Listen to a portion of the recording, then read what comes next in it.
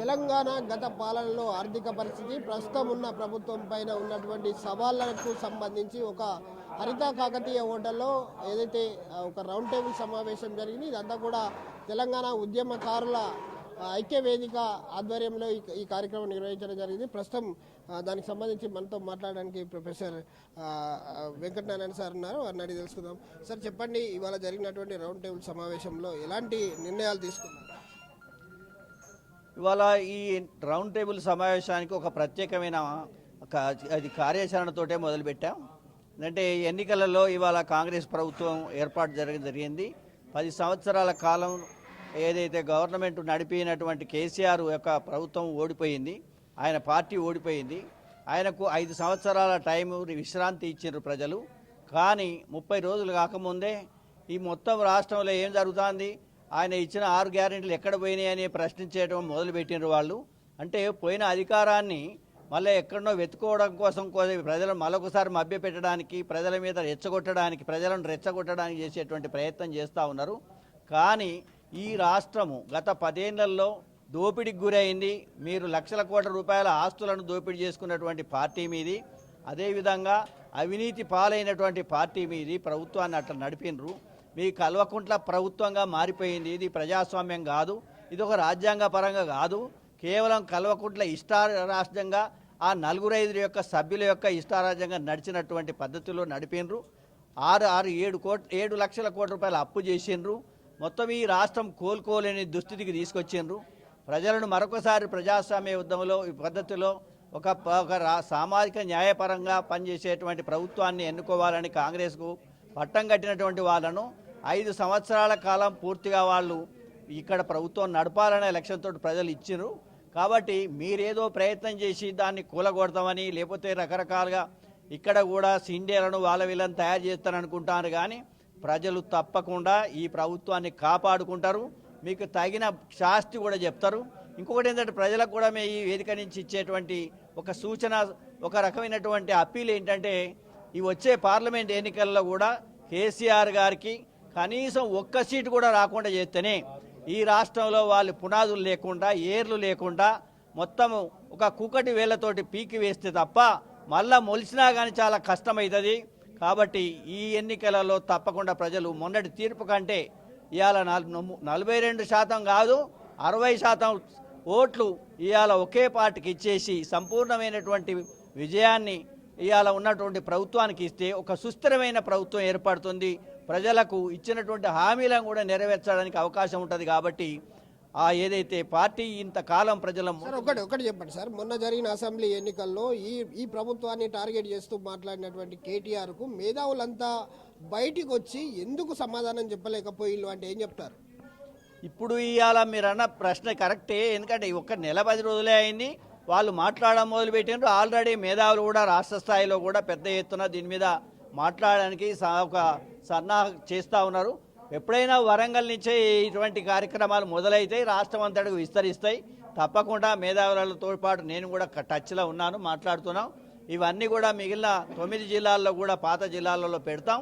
తప్పకుండా వచ్చే 2 నెలల్లో మళ్ళా కార్యక్రమం తీసుకొని ఆ కాంగ్రెస్ యొక్క ప్రభుత్వాన్ని, అంటే పార్టీ పరంగా కాకుండా ఇప్పుడు ఏర్పడ్డ ప్రభుత్వాన్ని కాపాడడానికి, అదేవిధంగా కల్వకుంట్ల పార్టీ మరొకసారి మళ్ళీ గద్దె ఎక్కకుండా ప్రజల ముందు మళ్ళా తల వంచుకొని బ్రతికే విధంగా చూడడానికి మేధావులంతా ప్రయత్నం చేస్తారు. ఆ సన్నాహక సమావేశాలలో ఇవాళ ఉన్నారు. కాబట్టి ఇవాళ వరంగల్లో దాని యొక్క ప్రారంభోత్సవమే వరంగల్ జరిగింది.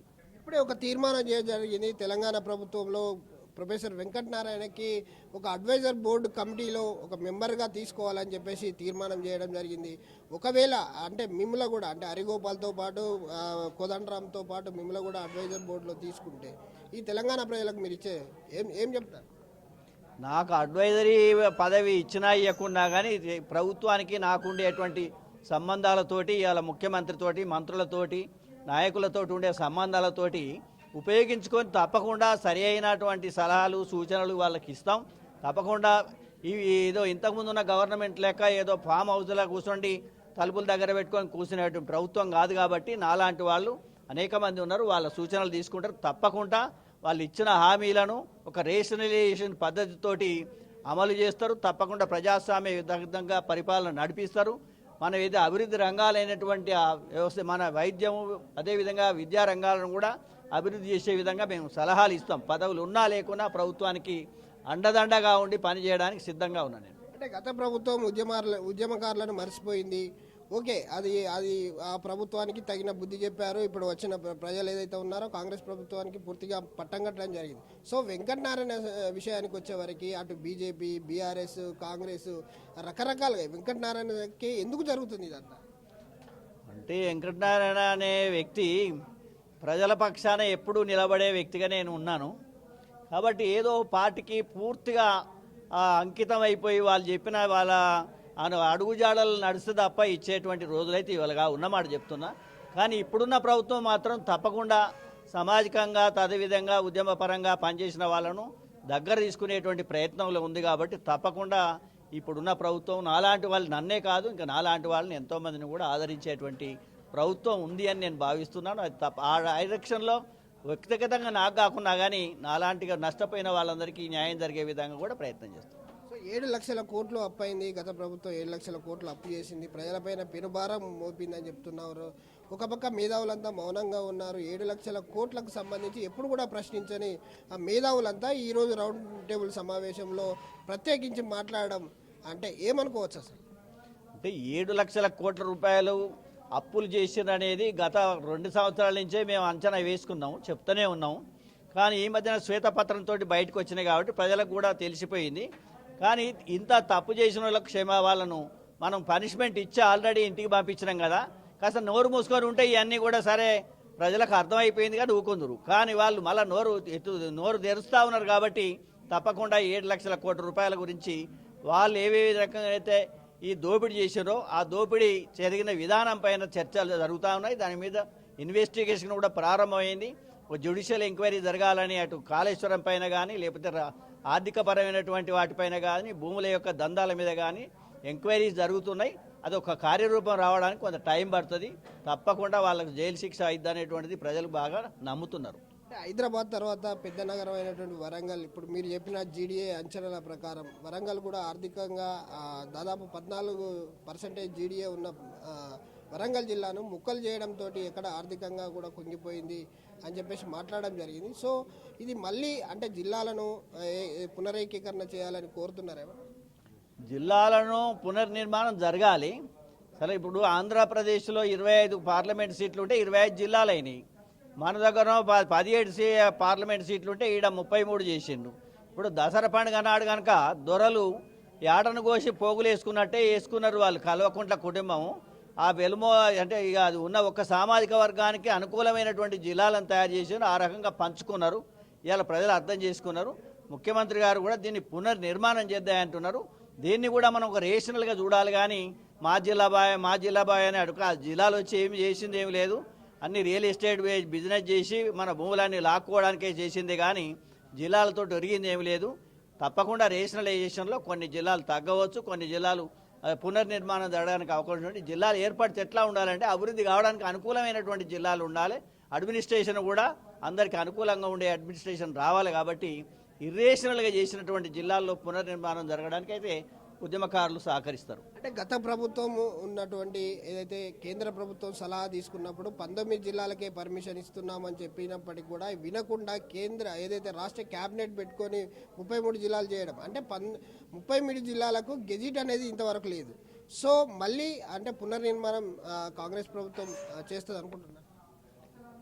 అది ఎలాగో చేయాల్సిన అవసరం ఉన్నది. కొన్ని జిల్లాలు వరంగల్ ఫర్ ఎగ్జాంపుల్ అతిపెద్ద జిల్లా కాదు, మీడియం జిల్లా ఉండేది. ఇదేమో 6 జిల్లాలు చేసిండ్రు. పెద్ద జిల్లాలైనటువంటి జిల్లాలను 2 లేదా 3 జిల్లాలే చేసిండ్రు. అంటే ఇది ఒక ఇర్రేషనల్గా చేయడం జరిగింది. వరంగల్ ముఖ్యంగా ఇట్లా 6 ముక్కలు చేయడానికి వరంగల్ ఒక వైబ్రెంట్ అనేక రకాల ఉద్యమాలు వచ్చినాయి. రైతాంగ పోరాటం ఇక్కడనే వచ్చింది, నక్సలైట్ల ఉద్యమాలు ఇక్కడనే వచ్చినాయి, కుల సంఘాల ఉద్యమాలు ఇక్కడనే వచ్చినాయి, సామాజిక న్యాయము ఆఖరికి తెలంగాణ ఉద్యమం కూడా ఇక్కడనే వచ్చింది. మళ్ళీ తెలంగాణలో రేపు ప్రభుత్వం మారడానికి కూడా వరంగల్ జిల్లా 12 సీట్లలో 10 సీట్లు గెలిపించి ఇలా ప్రభుత్వాన్ని ఆ ప్రభుత్వాన్ని ఒక పాశవిక ప్రభుత్వాన్ని ఓడించి ఒక ప్రజాస్వామ్య ప్రభుత్వాన్ని ఏర్పాటు చేసుకోవడం వల్ల కూడా ఈ జిల్లా ఒక పని చేసింది. కాబట్టి ఇలాంటి జిల్లాలను విభజించడం వల్ల కల్వకుంట్ల వాళ్ళ యొక్క ప్రభుత్వం పాలన కొంతకాలం నడుస్తుంది, దశాబ్దాలు కాదు శతాబ్దం కూడా నడుస్తుంది అనేటువంటి ఒక ఆశతోటి చేసినటువంటి దుర్మార్గ పని. ఆ దుర్మార్గ పనిని ఇలా ప్రజల ముందు పెట్టాలి, ప్రజలను కన్విన్స్ చేసి అయినా కానీ ఈ జిల్లాలను మళ్ళీ పునర్నిర్మాణం చేయాల్సిన అవసరం అయితే ఉన్నది. చివరిగా చెప్పండి, అంటే ఈ పార్లమెంట్ ఎన్నికల తర్వాత ఈ ప్రభుత్వాన్ని కూలుస్తామని చెప్పేసి బండి సంజయ్ చేసిన వ్యాఖ్యలపైన ఒక ఉద్యమకారులుగా ఏం చెప్తారు? బండి సంజయ్ గారు కూల్స్తారా? ఆయన వాళ్ళకున్నదే 8 సీట్లు, అయితే వీళ్ళకున్నాయి 39 సీట్లు. ఆ 39 సీట్లనే దాదాపు 20 మంది కాంగ్రెస్కు రావడానికి ప్లాన్ చేసుకుంటున్నది బయట వినబడుతుంది. కాబట్టి వాళ్ళ ఇల్లు వాళ్ళు చక్కగా పెట్టుకోక ఇదేదో తీస్తానంటాను. కానీ ప్రజలు తప్పకుండా ఇప్పుడు వచ్చిన కొత్త గవర్నమెంటు ఒక ప్రజాస్వామ్యంగా మనం గాలి పీల్చుకోవడానికి అవకాశం ఇచ్చినటువంటి ఈ ప్రభుత్వంలో ఇవాళ ఇంకెవరు ఏలు పెట్టినా కానీ ఇప్పుడు ఏదో వినాయకుని బొడ్లో ఏలు పెట్టినట్టే అవుతుంది. తప్పకుండా తగిన శాస్తి ఆనాడు ఏం చేశారు, నాదెండ్ల భాస్కరరావు ద్వారా కూలిపోయినటువంటి ప్రభుత్వాన్ని మళ్ళీ ప్రజలు నిలబెట్టిండ్రు. అదేవిధంగా చాలా చరిత్రలు ఉన్నాయి. వాళ్ళు కూలబెట్టినా కానీ లేదా కేసీఆర్ తన దోస్తులతో కూలబెట్టినా కానీ ప్రజలు దాన్ని సహించరు, ప్రజలు ఎదుర్కొంటారు, ఉద్యమకారులు ఎదుర్కొంటారు. తప్పకుండా నేను అనుకుంటా అది కేవలం స్పెక్యులేషన్ మాత్రమే, అందులో నిజం లేదు. బండి సాయి చెప్పిన దాంట్లో తప్పకుండా ప్రభుత్వం చాలా స్ట్రాంగ్ ఉంది, అన్ని వర్గాలకు కూడా న్యాయం చేసే ప్రభుత్వం ఇది ఒక్కటి మాత్రమే అని వాళ్ళ ప్రజలు నమ్మిండ్రు. ఇంకా ఏ ప్రత్యామ్నాయం వచ్చినా కానీ ఇంతకంటే మంచి ప్రభుత్వం రాదని కూడా ప్రజలకు తెలుసు. కాబట్టి ఈ ప్రభుత్వాన్ని కాపాడుకునే బాధ్యత కూడా ప్రజలది, ఉద్యమకారులది, ఉద్యోగులది, నిరుద్యోగులది, వీళ్ళందరూ కాపాడుకుంటారు. చూడొచ్చు, ఏదైతే ఈ ప్రభుత్వాన్ని కూలుస్తా అని చెప్పేసి బండి సంజయ్ చేసిన వ్యాఖ్యలపైన పూర్తిగా తీవ్రంగా ఖండిస్తున్నాము. అనాలోచితంగా మాట్లాడిందే తప్ప ఎక్కడ కూడా లేదు. కానీ ఈ ప్రభుత్వాన్ని కాపాడుకునే బాధ్యత ఉద్యమకారులపైన, ఉద్యోగులపైన, ప్రతి ఒక్కరిపైన, ప్రజలపైన కూడా ఈ ప్రభుత్వాన్ని కాపాడుకోవాల్సిన అవసరం ఉంది. ఎందుకంటే 6 గ్యారెంటీలకు సంబంధించి దాదాపు ఒక తీర్మానం చేసుకున్నారు. వాళ్ళకు 100 రోజుల టైం ఉంది. కానీ 100 రోజులు కాకముందే ప్రతిపక్షాలు కూడా ఈ ప్రభుత్వం పైన దాడికి పూనుకున్నాయి. కానీ కాంగ్రెస్ ప్రభుత్వానికి ప్రజలు ఇచ్చిన తీర్పుకు మేము పూర్తిగా కాంగ్రెస్కు మద్దతు తెలుపుతా ఉన్నాం. రాబోయే పార్లమెంట్ ఎన్నికల్లో బీఆర్ఎస్ పార్టీకి 1 సీటు రాకుండా కూడా మేము ఇక్కడ చేయగలమని చెప్పేసి అయితే ఏదైతే ఉద్యమకారుల ఐక్యవేదిక కన్వీనర్ ప్రొఫెసర్ వెంకటనారాయణ చెప్తా ఉన్నారు. ఇది కన్నడ పరిస్థితి. కెమెరామెన్ రాజుతో విజయసాగర్, RTV న్యూస్, వరంగల్. మరి ఇక్కడ వేదికగా చెప్పినటువంటి సూక్తిని అదే గద్దరన్న భూమి కోసం, ముక్తి కోసం, ఉత్పత్తి కులాల కోసం, భూమి సహజ వనరుల దోపిడీ కోసం నిరంతరం తన గానంతో తన పాట పాడినటువంటి గద్దరన్న స్ఫూర్తితోటి ఎన్నో సంబంధ జాతులు, సంబంధ వర్గాలు, సకల జనుల సమ్మె చేస్తేనే తెలంగాణ ఈ రోజు వచ్చింది. వచ్చిన తెలంగాణలో ఆనాడేమన్నాడు కేసీఆర్, మరి నక్సలైట్ ఎజెండా అని చెప్పిండు. అదేవిధంగా ఇంటికి ఒక ఉద్యోగం అన్నాడు, దళితుల్ని సీఎం చేస్తానని చెప్పిండు. మరి ఆర్థిక అందరికీ గతిలో జర్నలిస్టులకు కూడా, లాయర్లకు కూడా, మరి అనేక తెలంగాణ వాళ్లకు మరి చెందాల్సినటువంటి ఆర్థిక వనరులను దోపిడీ చేసి మరి వలస వచ్చినటువంటి వాళ్ళను, ఆంధ్ర వాళ్ళను, తెలంగాణలో ఉద్యోగాలు రాలేదు కానీ తెలంగాణలో ఉన్నటువంటి వాళ్ళ కుటుంబంలో మాత్రము ఉద్యోగాలు ఇచ్చుకున్నాడు. మరి దుబారా ఖర్చు మీద ఆర్థిక పరిస్థితి మీద చెప్పాలంటే 1,57,00,000 ఎకరాల భూమికి ఈ రోజు రైతు బంధిస్తున్నాడు కేసీఆర్. మరి ఇది కనుక అందులో మిగులు భూములు ఉన్నాయి, అసైన్ భూములు ఉన్నాయి, గుట్టలు ఉన్నాయి. వాటికన్నా తగ్గించినట్టయితే మన సర్వే ప్రకారం పేపర్లో కూడా వచ్చింది పెద్దలకు 1,57,00,000 ఎకరాల 1,00,00,000 ఎకరాలకు మాత్రమే వాళ్ళు చేసిన లెక్కల ప్రకారం 10 ఎకరాలకు కట్ చేస్తే దాంట్లో మిగులుతుంది కదా, ఆ దుబారా ఖర్చులు వాళ్ళు పెట్టినట్టే కదా. మరి ఆ పరిస్థితిని తీసుకొచ్చి మిగులు బడ్జెట్ అనుకుంటా వెంకటనారాయణ గారు, తర్వాత జనార్దన్ రావు, జయశంకర్ గారు, మీ అందరం మొట్టమొదటి మీటింగ్ ఏమో వద్దనపేటలో పెట్టినాం. వద్దనపేట అంటే ఫస్ట్ మీటింగ్ ఈ మొత్తం తెలంగాణ రాష్ట్రంలో మొదటి మీటింగ్ రాష్ట్రం ఏర్పాటు కావాలని చెప్పిన మీటింగ్ వద్దనపేటలో మీటింగ్ పెట్టాం. ఆ తర్వాత నల్లబెల్లిలో నేను అప్పుడు ఎంపీపీగా నా పీరియడ్ అయిపోయింది.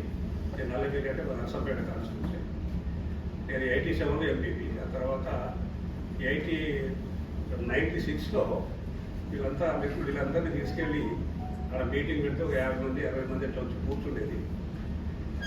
అవేర్నెస్ కోసం కనీసం తెలంగాణ జరుగుతున్నటువంటి అన్యాయం ఏంటని చెప్పని తెలియజేయడానికి ఇట్లా కార్యక్రమాలు చేసినాం.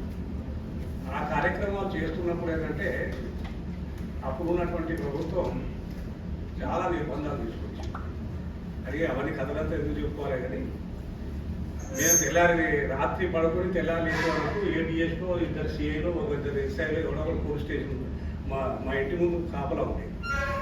లేవగానే డోర్ చేయగానే వాళ్ళు ఉంటాయి. అంటే ఎటువంటి నిర్బంధం అంటే చదువు చూసినాం. అయితే అప్పటికి అనేక కార్యక్రమాల నిర్వహణ